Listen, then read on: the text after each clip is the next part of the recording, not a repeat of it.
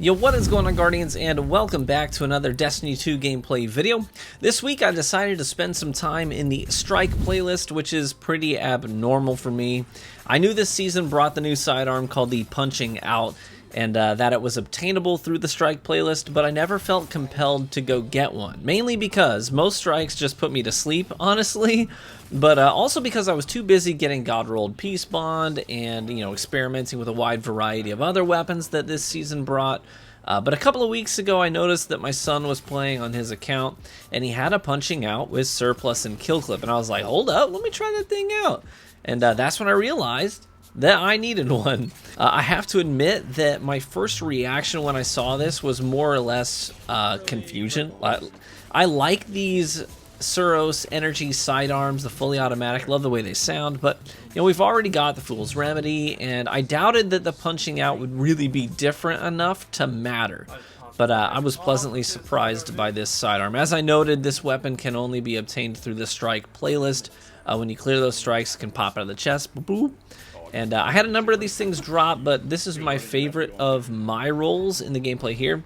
I didn't manage to get my son's roll, which I really wanted, but I can say that it's nasty with Kill Clip and Surplus together. It's absolutely nasty. I didn't include any of that gameplay because, well, quite frankly, my son plays at a different level than I do. He doesn't have a lot of game sense for PvP yet. He just likes to play strikes and stuff like that. So me playing PvP on his account to farm for gameplay would really both screw up his account, and it would also not be a very fair way to compare a weapon, to another weapon if I were to use that gameplay in my videos, because his matchmaking is very different than mine, rather the lobby bouncing. I don't want to throw that off. But anyways, the one I'm using in the gameplay is Surplus and Snapshot, which together makes this weapon just incredibly responsive. It just feels so snappy to whip around. It also has ricochet rounds for extra stability and range, and arrowhead break for extra handling and recoil severity reduction. So this combo gives the weapon a perfectly vertical recoil direction and a crap ton of stability. It's a laser beam, as you'll see in the gameplay here. But let's talk about comparisons here, because that really helps us to understand what makes a weapon stand out. It's easier to get a good idea of what a weapon is like when we compare it apples to apples against something more familiar. So let's compare it to Fool's Remedy. I've got over 1,000 kills on Fool's Remedy, so that was a very easy direction for me to go with this comparison to something that's very familiar to me. So the Punching Out, it beats the Fool's Remedy in reload speed and in stability, just a little bit. But it has a little less handling and slightly more intense recoil. But as I noted earlier, you can completely negate that difference and bring the recoil perfectly vertical or close to it very easily. So they basically have the same aim assist values. I think Fool's Remedy has like a whopping 2 more AA, which basically is negligible. The biggest difference and what Punching Out really brings to the table is the fact that the Fool's Remedy has a grand total of 12 perks in its pool, while Punching Out has 24, literally double that. Fool's Remedy has a pretty stacked second column. I think that's one of the things that people really like about it. It's got perks like, in that column, it's got perks like Quick Draw, Kill Clip, Iron Grip, Iron Gaze, Eye of the Storm, and Rangefinder. All those are like bangers. But it has slightly weaker first column perks. It's got, like 4 times the Charm, Subsistence, Pulse Monitor, Hip Fire Grip, Moving Target, and Feeding Frenzy. Honestly, it's not a great lineup. I think Moving Target, in my opinion, is really the only good option for PvP in that pool, specifically on a fully auto sidearm, while the others are mediocre at best and some are near useless. I do really like the Fool's Remedy, but the only really great roll, honestly, is just Moving Target and Kill Clip. That's it. That's the creme de la creme, and anything else is a considerable step down in my opinion. Punching Out. It is extremely different here. Punching Out has a crap ton of good perk combos.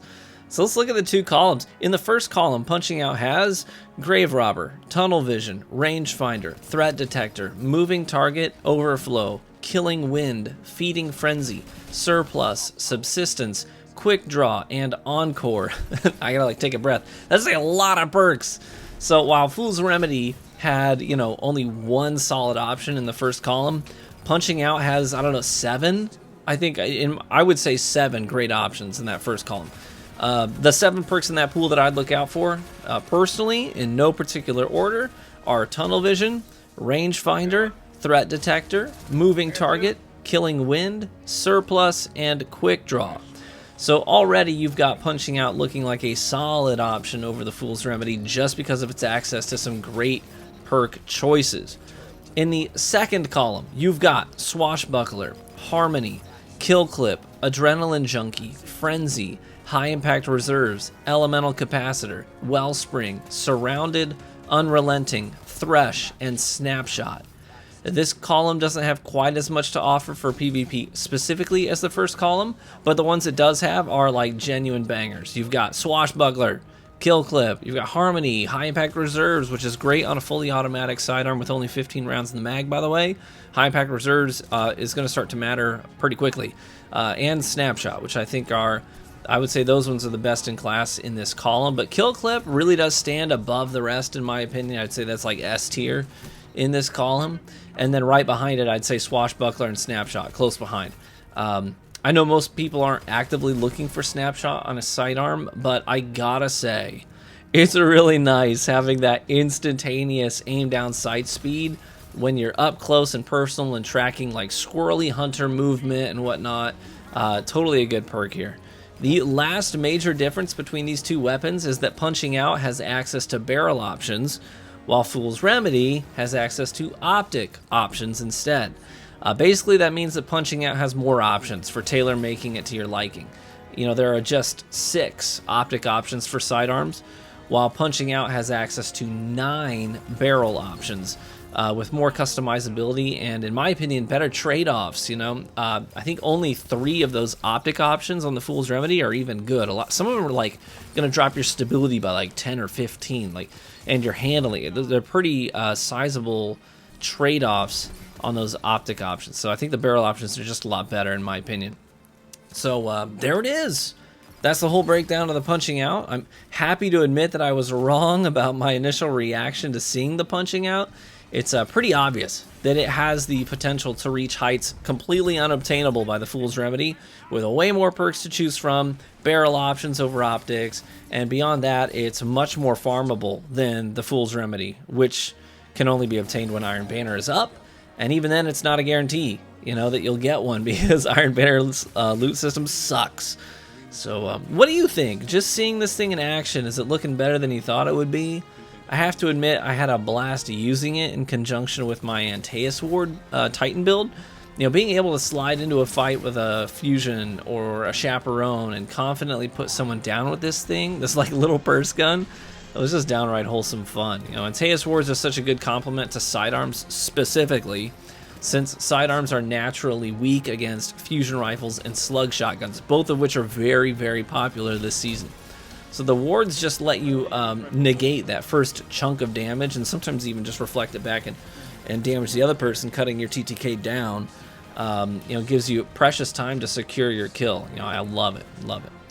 So, well, thanks for watching this video. I'm going to be doing a giveaway, by the way, on the my True Vanguard Clips channel here on YouTube soon.